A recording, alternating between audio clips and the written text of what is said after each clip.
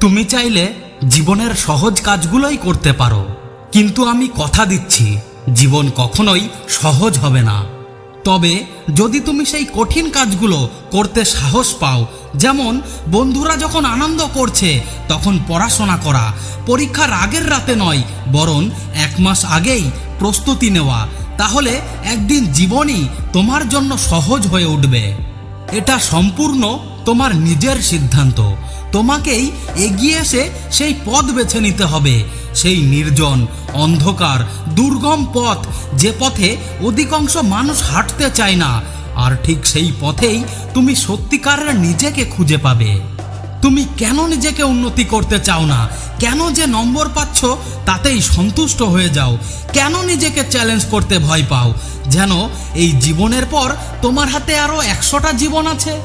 কারণ ভালো ফল করা কঠিন, স্কুল বা বিশ্ববিদ্যালয়ে ভালো নম্বর পাওয়া সহজ নয়, কিন্তু নিজের জীবন পরিচালনার দায়িত্ব আমাদেরই। আর যখন তুমি নিজের জীবনের নিয়ন্ত্রণ নাও তখন তুমি বলো কঠিন, তাহলে আরো দৃঢ়ভাবে করব।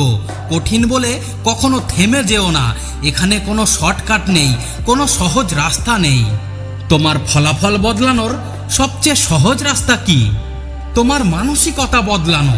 সিদ্ধান্ত নাও যে তুমি এখনো তোমার সর্বোচ্চ সামর্থ্য দিয়ে কাজ করোনি।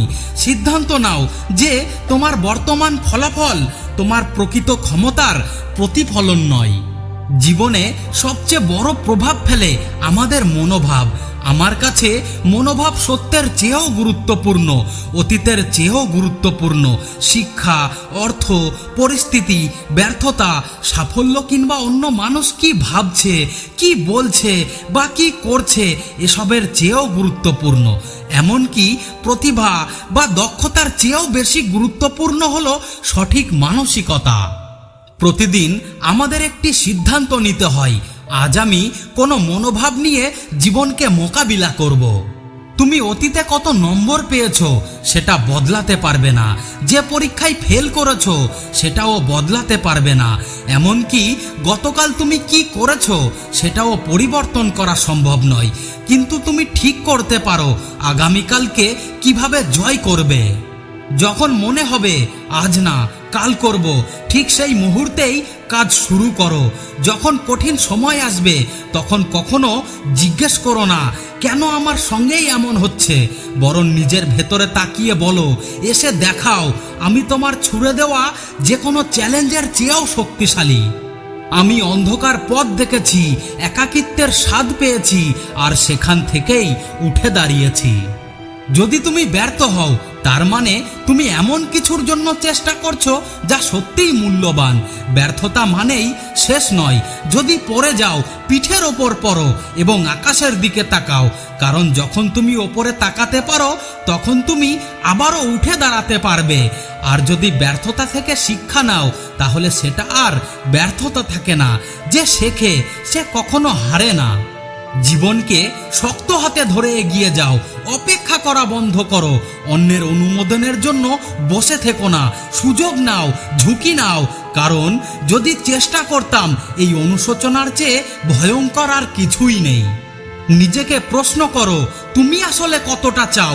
শুধু মুখে বলছো নাকি সেই লক্ষ্য অর্জনের জন্য সত্যিই পড়াশোনা করছো? মহান হওয়ার পথ কখনো আনন্দ ভ্রমণ নয়। মহানত্বের পথে থাকে অসংখ্য বাধা, সংগ্রাম আর প্রতিকূলতা। তাহলে বলো তুমি কতটা মরিয়া? অসাধারণ ফলাফল অর্জনের জন্য তুমি কতটা নিবেদিত? প্রতিদিন সকালে ঘুম থেকে উঠে ফেসবুক দেখো না, ফোন হাতে নিও না, গতকালের সমস্যা বা ব্যর্থতার কথা ভেবো না। শুধু তোমার লক্ষ্যকে সামনে রাখো। আজই সিদ্ধান্ত নাও অজুহাত দেওয়া বন্ধ করবে এবং কাজ শেষ করবে। এই পৃথিবীতে এমন কেউ নেই যে তোমার স্বপ্ন তোমার হাতে তুলে দেবে।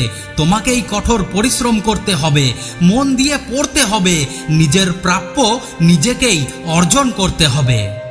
মনে রেখো শুধু প্রতিভাবান হওয়াই যথেষ্ট নয়, সফল হতে হলে প্রয়োজন কঠোর পরিশ্রম, শৃঙ্খলা, সঠিক মানসিকতা এবং কখনো হাল না ছাড়ার সাহস।